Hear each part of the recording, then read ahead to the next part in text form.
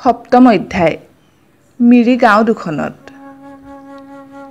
প্ৰিয় শ্ৰোতাবৃন্দ, সেইদিনা ভুইতলিত পানৈৰ পৰা বিদায় লৈ জংকীয়ে সেইখন মিৰি গাঁও এৰি ঘূনাসুঁতিৰ মিৰি গাঁৱলৈ গ'ল। তাত মাহীয়েকৰ ঘৰত আশ্ৰয় ল'লেগৈ।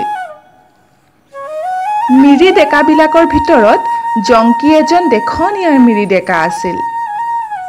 তাতে সি যি বিহুৰ পেঁপা বজায়, তাৰ শব্দ শুনিলেই মিৰি গাভৰুহঁত উত্ৰাৱল নোহোৱাকৈ থাকিবই নোৱাৰে। সেই দেখি ঘূনাসুঁতি গাঁৱতো সি অলপ দিনৰ ভিতৰতে তাৰ ডেকা গাভৰু দলৰ এজন ঘাই ডেকা হৈ পৰিছিল। বিহু হ'লেই জংকীয়ে পেঁপালৈ বিহুত উপস্থিত হ'ব লাগে, তেহে গাভৰুহঁতৰ গা উঠে। ২-৪জনী গাভৰুৱে অলপ দিনৰ ভিতৰতে জংকীক মৰম কৰা ভাবো দেখুৱাব ধৰিলে। কিন্তু এনেকৈ ৰং ধেমালি কৰি ফুৰিলেও জংকীৰ পানৈলৈ হৃদয়ৰ মৰম নুগুছিল।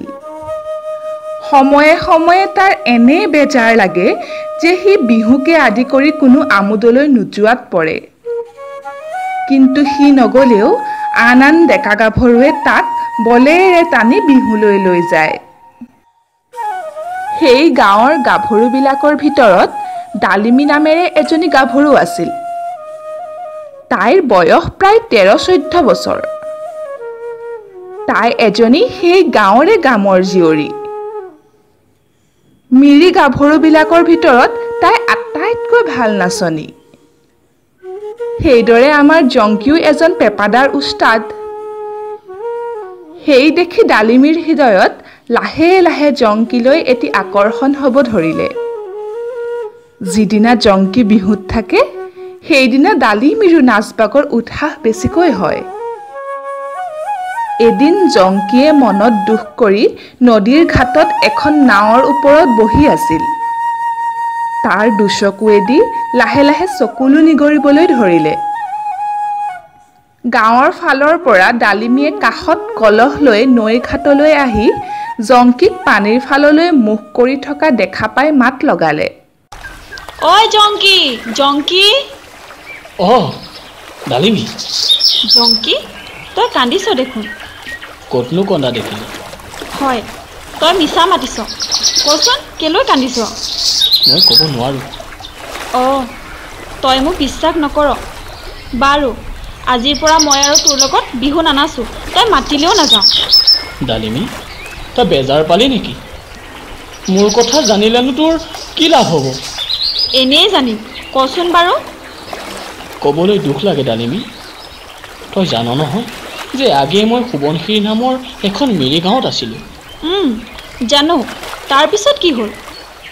তাতে মোক পানৈ নামৰ এজনী গাভৰুৱে ভাল পাইছিল। তাৰপিছত তাই মোক কৈছিল তাই হেনো মোলৈকে আহিব। তাই শপতো খাইছিল। কিন্তু এতিয়া মোক দুখীয়া দেখি, কেও কিছু নাই দেখি তাইৰ মাক বাপেকে কমুদ নামেৰে আন এটা জোৱাই ল'ৰাক চপাইছে। কিজানি মোৰেই কপালখন জুই লাগিল। তাইক যদি আন কোনোবাই নিয়ে, তেন্তে তই জানো এজনী নাপাবি? তাই সমান মই কাকো নেদেখোঁ। জংকী, মই যাওঁ দে। যাগৈ যা ডালিমী।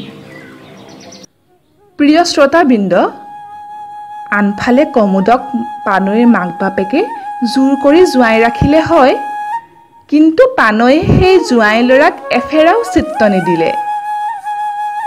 তাই সদায় তাৰ পৰা আঁতৰত থাকে। নিমাতি পানৈ দন্দুৰী হ'ল। মাক বাপেকৰ সৈতে সদায় হাই কাজিয়া হ'বলৈ ধৰিলে। অনেক সময়ত মাক বাপেকে ইচ্ছা কৰি পানৈক আৰু কমুদক অকলে এৰি থৈ যায়। কিন্তু কমুদে পানৈৰ ওচৰ চপাটো দূৰৰে কথা, মাত দিবলৈও সাহ নকৰে। কিন্তু কমুদো হতাবিধৰ মানুহ নহয়। তাৰ পেটত এনেকুৱা ভাবে খেলিছে যে সি যদি এজনী গাভৰুকে তাৰ বশলৈ আনিব নোৱাৰে, তেন্তে তাৰো ডেকা নাম ধৰাটো বৃথা। তাক সমনীয়া ডেকাবিলাকে হাঁহিব। কমুদৰ এই অৱস্থা দেখি গাঁৱৰ গাভৰুহঁতেও তাক বিভিন্ন থোৱা নামেৰে ঠাট্টা কৰিবলৈ ধৰিলে। গাভৰুহঁতৰ ঠাট্টা, পানৈ তুচ্ছতাচ্ছিল্য এইবোৰ সহ্য কৰিব নোৱাৰি অৱশেষত এদিন লগৰ এজন ডেকাৰ হতুৱাই পানৈৰ মাক বাপেকক কমোদে খোলাখুলিকৈ ক'লে যে সি এইদৰে আৰু জোঁৱাই খাটিব নোৱাৰে, সেয়েহে টকা শিকা উভতাই দিয়ক, সি সকলো এৰি পেলাব। বুঢ়া তামেদ আৰু নিৰমায়ে এই কথা শুনি মনত বৰ বেজাৰ পালে আৰু পানৈক মাতি আনি ক'লে, চাচোন পানৈ, তয়ে আমাৰ একোজনী জীয়ৰী, তই আমাক এনেকৈ দুখ দিব লাগেনে? মই জানো তহঁতক দুখ দিছোঁ? তহঁতেহে মোক দুখ দিছ। মই কেতিয়াও কুমুদলৈ নাযাওঁ। তেন্তে কালৈ যাবি? দিয় যদি মই জংকিলৈহে যাম, আৰু নহ'লে মই সদায় ঘৰতে থাকিম। সেই খাবলৈ নোপোৱা কুকুৰটোলৈ? এৰা তালৈকে। পানৈ, এতিয়াতো খাপিম দেই।